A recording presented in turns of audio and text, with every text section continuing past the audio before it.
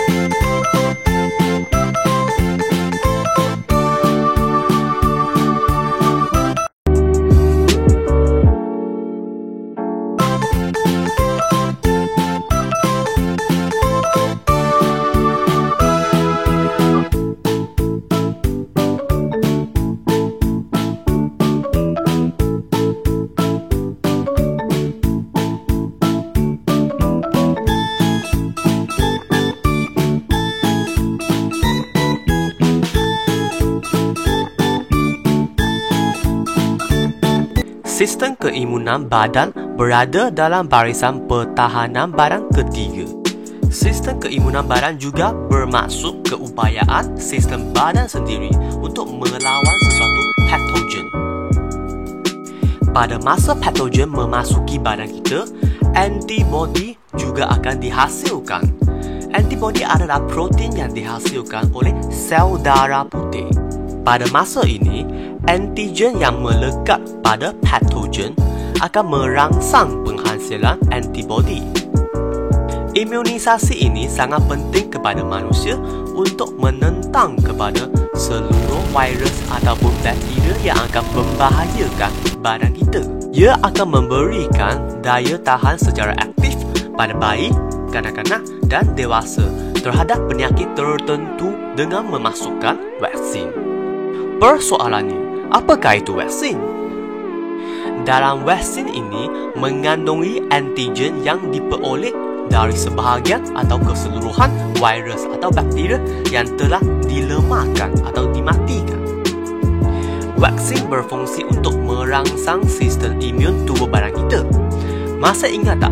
Tadi antigen yang melekat pada patogen boleh mengaktifkan antibodi kita. Oleh itu, vaksin berperanan untuk memasuki sebahagian antigen dalam badan kita untuk merangsangkan keimunan badan terhadap jangkitan penyakit tertentu. Dengan ini, bayi perlu disuntik dengan beberapa suntikan yang berbeza untuk mencegah beberapa penyakit.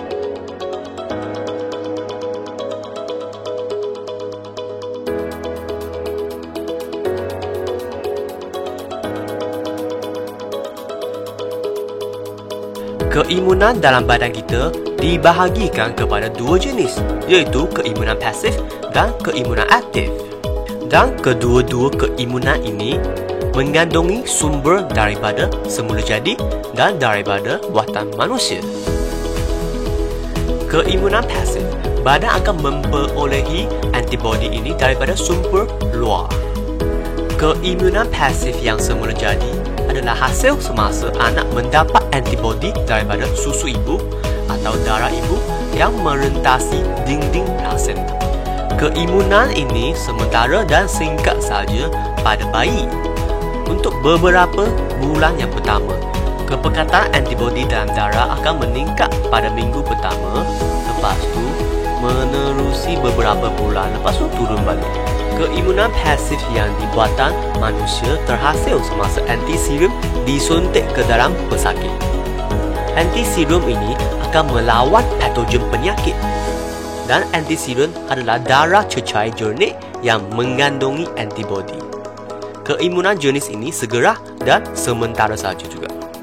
Keimunan aktif adalah badan menghasilkan antibodi sendiri apabila dirangsang oleh antigen. Keimunan aktif dari semula jadi terhasil selepas seorang sembuh dari serangga penyakit. Keimunan berpanjangan selepas jangkitan. Salah satu contoh untuk keimunan aktif semula jadi adalah cacar air ataupun chickenpox.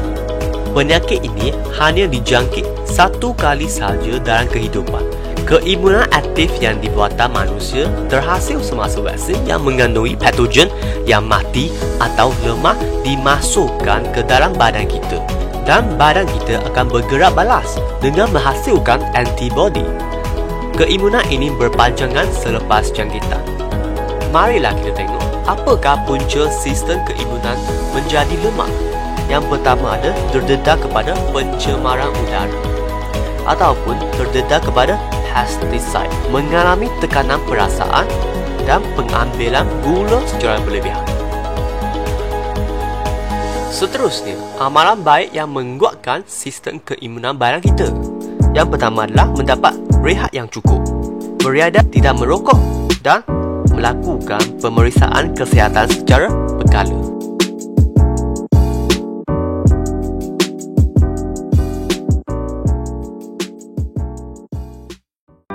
Barisan perawat di Malaysia memainkan peranan yang utama. Mereka sebenarnya bukan sahaja berkorban masa, tenaga serta perasaan. Bahkan ramai yang terpaksa berjauhan meninggalkan anak, isteri, suami serta insan-insan tersayang yang lainnya demi menunaikan tugas untuk negara.